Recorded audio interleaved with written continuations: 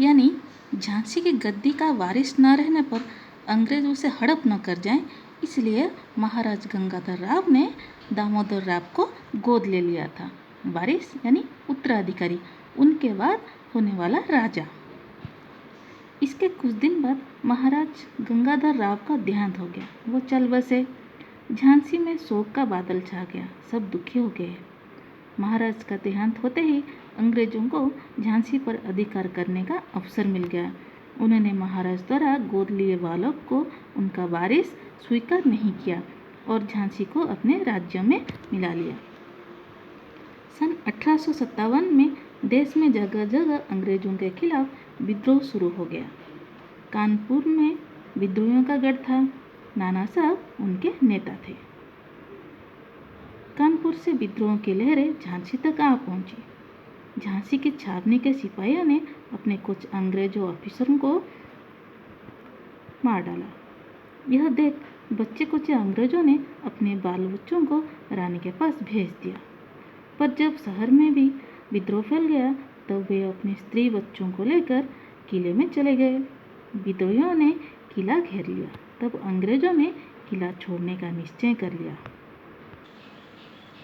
वे बाहर आए। सिपाही उन पर टूट पड़े और उन्हें मार डाला।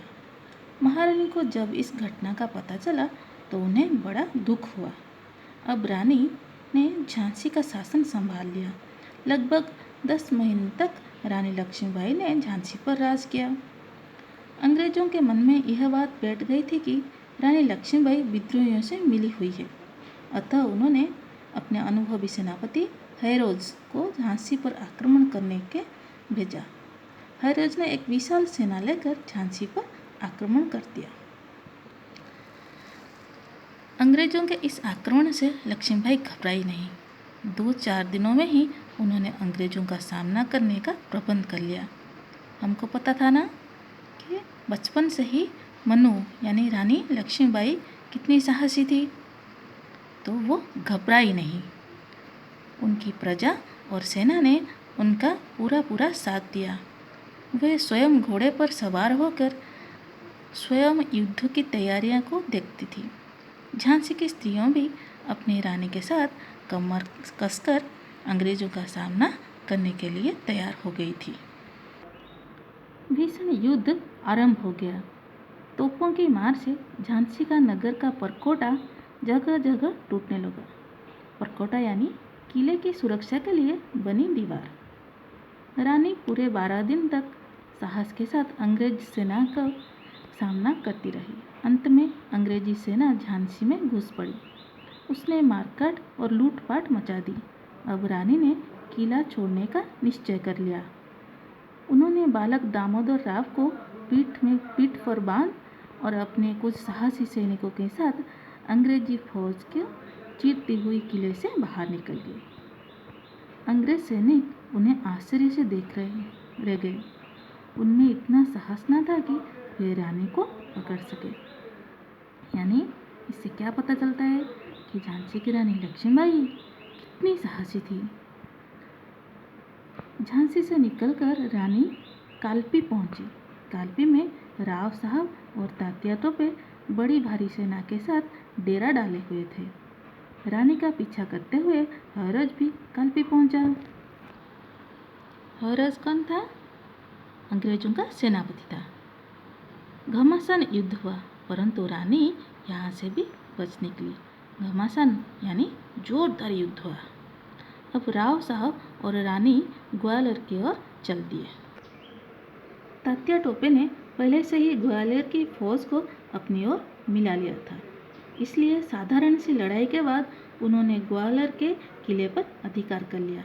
ये लोग अभी सांस भी न ले पाए थे कि हैरोज की फौज ने ग्वालियर को भी आ घेरा। दूसरे अंग्रेजों सेना अधिकारी भी अपने सेनाओं के साथ ग्वालियर आ पहुंचे। अब रानी ने समझ लिया कि यह मेरे जीवन की अंतिम लड़ाई है। पहले 2 दिन की लड़ाई में रानी का घोड़ा घायल हो गया, इसलिए रानी को एक दूसरा घोड़ा लेना पड़ा। रानी शत्रुओं पर टूट पड़ी। राव साहब और तात्या टोपे दूसरे मोर्चे पर लड़ रहे थे। रानी चाहती थी कि सब मिलकर अंग्रेजों के मोर्चे को उखाड़ दें, इसलिए वे अंग्रेज सेना को चीरते हुई आगे बढ़ी। कुछ अंग्रेज सिपाहियों ने उन्हें घेर लिया। घमासान लड़ाई हुई। रानी के साथ एक एक कर कटने लगे। रानी का घोड़ा उन्हें एक और ले गया। पीछे पीछे रानी के खून के प्यासे सैनिक थे। एक नाले पर जाकर रानी का घोड़ा अड़ गया। रानी ने बहुत प्रयत्न किया कि घोड़ा नाला पार कर जाए, पर वह ऐसा अड़ा कि बढ़ने का नाम ही ना लिया। इतने में एक अंग्रेज सैनिक ने रानी को आ घेरा। उसने रानी के सिर पर वार किया। इसने रानी के सिर और आंख पर गहरी चोट आई। वो अंग्रेज सैनिक ने क्या किया? रानी के सिर पर वार कर दिया। इसके वजह से रानी के सिर और आंखें पर गहरी चोट आई। रानी के सेवक ने उस अंग्रेज सैनिक को एक ही वार में समाप्त कर दिया। रानी के सेवक यानी जो सैनिक थे रानी के ओर से, वो बहुत वफादार थे, इसलिए उन्होंने अंग्रेज सैनिक को समाप्त कर दिया। तब तक रानी के अन्य सिपाही और सेवक भी आ पहुँचे। रानी की यह दशा देखते वे बहुत दुखी हुए। रानी ने उनसे कहा, देखना, शत्रु मेरे शरीर को हाथ न लगा पाए। वो कितनी स्वाभिमानी थी। रानी के सेवक उन्हें पास ही एक साधु की कुटिया में ले गए। वहाँ पहुँचते ही उन्होंने दम तोड़ दिया। इससे पहले कि अंग्रेज सैनिक वहाँ पहुँचते, साधु ने अपनी कुटिया की घास फूस और लकड़ियाँ डालकर उनकी चिता में आग लगा दी। इस प्रकार देश की स्वतंत्रता के लिए रानी ने अपने प्राण न्यौछावर कर दिए। तो हमको पता चला इससे कि कैसे रानी ने बहुत साहस से ये युद्ध लड़ा। न तो रानी लक्ष्मीबाई के पास बड़ी सेना थी और न कोई बहुत बड़ा राज्य, फिर भी इस स्वतंत्रता संग्राम में जो वीरता उन्होंने दिखाई, उसकी प्रशंसा उनके क्षत्रियों ने भी किए थे। अपने बलिदान से रानी सिद्ध करती है कि समय पड़ने पर भारतीय नारी भी शत्रुओं के दांत खट्टे कर सकते हैं। ऐसे वीरांगनाओं से देश का मस्तक सदैव ऊंचा रहेगा।